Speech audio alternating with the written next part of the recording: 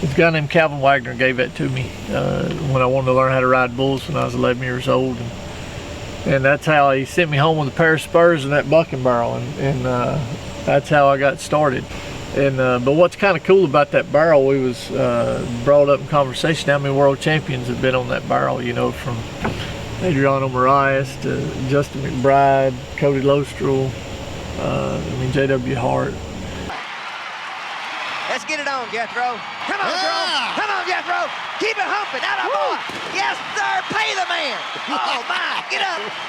Oh, boy. Get boys. Do it. Here we go.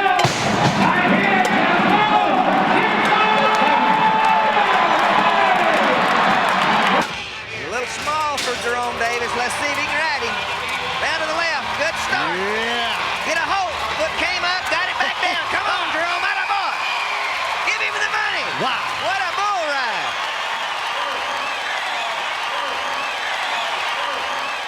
He's ridden 14 out of 16 bulls, and he's got a little over an 85% riding ratio. The bull that I had that night was a bull called Knock 'em Out John. I'd had him at the PBR World Finals.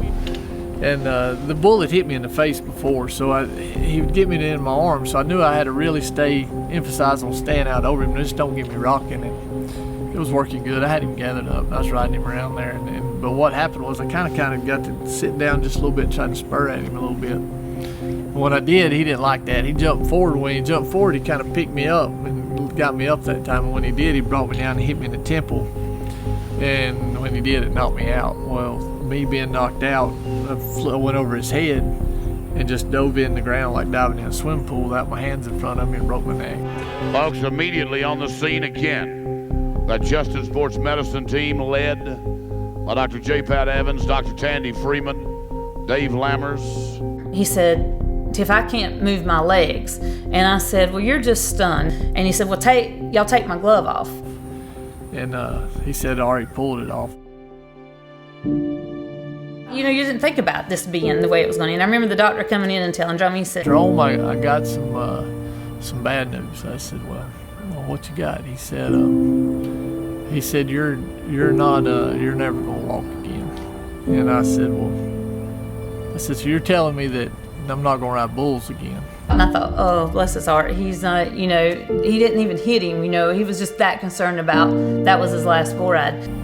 He said, no, you don't understand. He said, you're not going to walk. I mean, your legs, from your chest down, you have no movement. At first you're mad, and then you're relieved that he's, you know, it could have been worse. He could have got killed. Break that down in percentage. I said, like, what is my percentage that I'm going to get up and go again? He said, well, I can't really give you one. He said, but if you want one, I'll give you 1%. From then on, it was just a blur. You know, it was 3 months of, you know, just trying to move your finger. Jerome was so independent. I thought he will never, you know, be able to just lay in that bed. I'm laid up in the hospital, and I knew I had to do something. I couldn't just sit there and let the world go by. And so I decided there wasn't a PBR Tour and Pro event in North Carolina. And I got hurt in March, and my plan was come August I was going to have a PBR event in my ranch. So we did. I started calling sponsors while I was laid in the hospital, and it kind of gave me something to do, and I started working on this event. And as it is today, we had our 19th annual event the other day, and you know it's still going strong. But it was the main thing was just getting back going again instead of sitting still, because that's the only time you see Jerome when he gets aggravated, frustrated, is when he's sitting still. Me and my dad started raising bucking bulls back in '86, and he loved the bulls, stock contract. And then I had gave him one year for Christmas. I gave him 24 calves. It was 12 bulls and 12 heifers to help his breeding program. One year she actually gave me 12 head of rodeo heifers. I mean, that's a pretty good girlfriend. But, you know, it's what I am, it's what I do. You know, I mean, just because I got hurt, I can't change who I am and what I do for a living, and or what I enjoy, and that's what I enjoy. And, you know, my heart has a passion for these bucking bulls, and it always will. So there was a girl, Lori Mason. It was an event down in Love Valley, and I'd take stock down there to her, and every year, and she put on this, he paid your fees. If they'd come to church service, they could win buckles and money and whatnot. And she ended up going to Afghanistan on mission trips and wanted to know if me and Tiff would take it over. So we did. And the first year we had Clyde and Elsie Frost come out, and man, it was a hit. We had, I don't know, it was a lot of kids. I mean, we've had as many as 800 entries in one day. And as far as I know, it's the biggest one-day rodeo anywhere. Well, I mean, you know, you got to always find the good in everything.